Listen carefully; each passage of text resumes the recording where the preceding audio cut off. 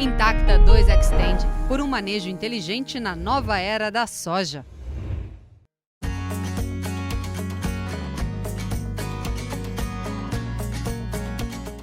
As condições meteorológicas para a aplicação do dicamba, elas devem seguir os conceitos de boas práticas no que se refere à umidade, temperatura e vento, de forma que a gente possa minimizar o risco de deriva das aplicações. Nós devemos focar as aplicações nos períodos do dia onde o vento vai estar de no mínimo 5 km por hora até um máximo de 10 km por hora. A umidade relativa deve ser acima de 60% e a gente deve trabalhar com temperatura abaixo de 30 graus. É muito importante que esse intervalo de vento seja respeitado, ou seja, aplicar quando o vento está entre 5 e 10 km por hora, porque ventos acima de 10 km por hora, você tem uma força maior do vento para carregar as gotas, o que gera a deriva física, e ventos com uma intensidade menor do que 5 km por hora representa uma situação de chance de estabilidade da atmosfera, né?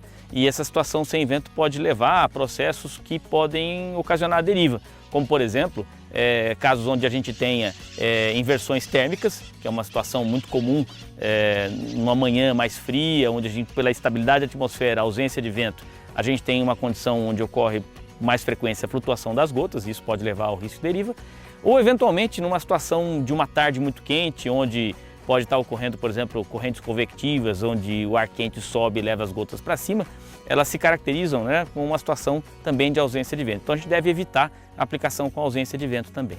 A umidade relativa e a temperatura, elas são importantes porque elas representam o potencial de evaporação das gotas durante a pulverização. Então, se eu tiver uma temperatura muito alta e uma umidade muito baixa, essas gotas podem se evaporar e, na medida que elas se evaporam, elas se tornam menores, portanto mais leves e mais sujeitas a serem carregadas pelo vento.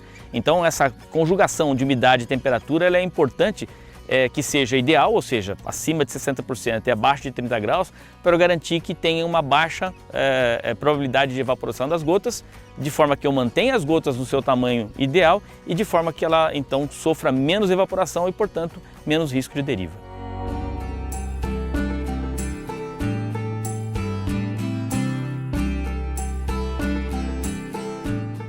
A volatilidade é uma característica química das substâncias, né, de se tornarem vapor. Então, quando a gente aplica um produto, seja ele na forma de qualquer líquido, ele pode, após a aplicação, se volatilizar.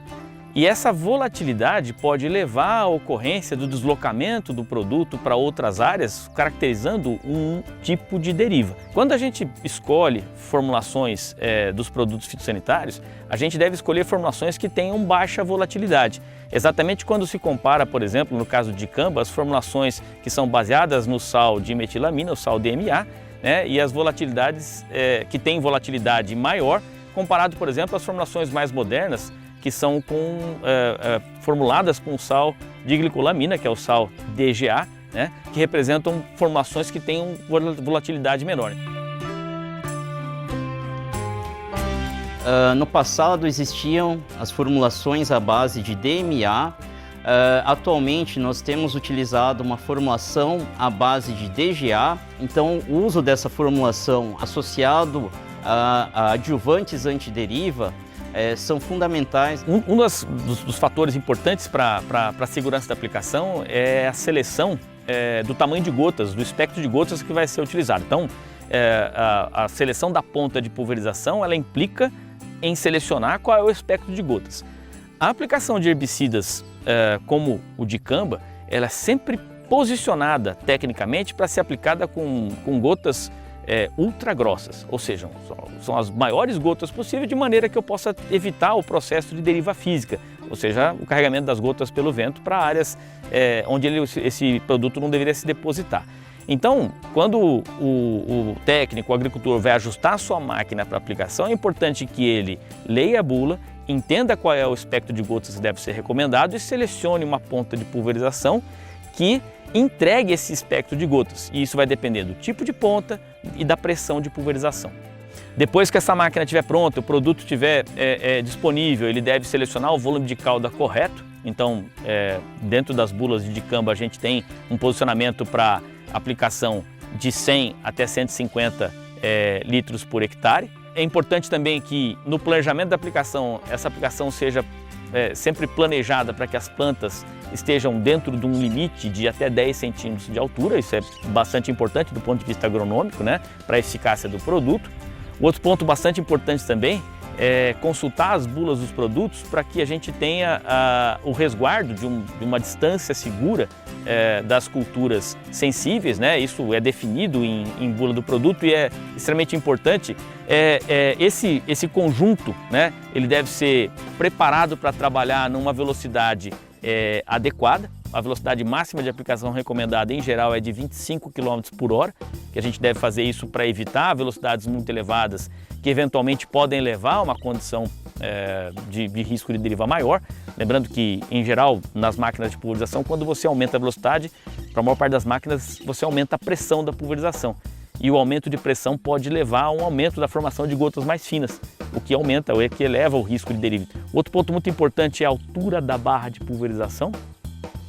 As bulas elas recomendam que a barra de pulverização esteja no máximo a 50 centímetros de altura dos alvos. Então a gente deve regular, né, ajustar a máquina para que ela esteja com essa altura coerente. Lembrando que toda vez que a barra está muito alta, você está pulverizando e dando uma distância maior para as gotas se deslocarem entre a ponta de pulverização e o alvo. E quanto maior essa distância, maior o tempo que essa gota vai estar no trajeto. Mais chance das condições meteorológicas atuarem sobre essas gotas e levar elas embora. Além de ajustar então a altura da barra, o volume de cauda, a pressão, o espectro de gotas, a gente deve ter uma atenção especial também para o treinamento do operador. Então, o operador tem que estar muito bem treinado. Existe um treinamento específico para o aplicador de dicamba, para que ele tenha toda a ciência do processo de boas práticas, para que ele faça uma aplicação segura. E após a aplicação, é fundamental que a descontaminação do pulverizador seja feita de maneira adequada. Então existem técnicas simples como a tríplice lavagem do pulverizador, utilizando água com o descarte seguro das caudas, que representam a forma correta, né, de, com boas práticas, fazer uma aplicação segura do herbicida. Importantíssimo é mantermos sempre a capacitação, sempre a informação constante, seja através da assistência técnica, seja através das consultorias ou mesmo das empresas parceiras, e mesmo veículos de comunicação como esses são primordiais para mantermos uma boa informação e uma aplicação segura sempre de dicamba e de qualquer produto, para sermos bem-sucedidos aí com a nossa lavoura.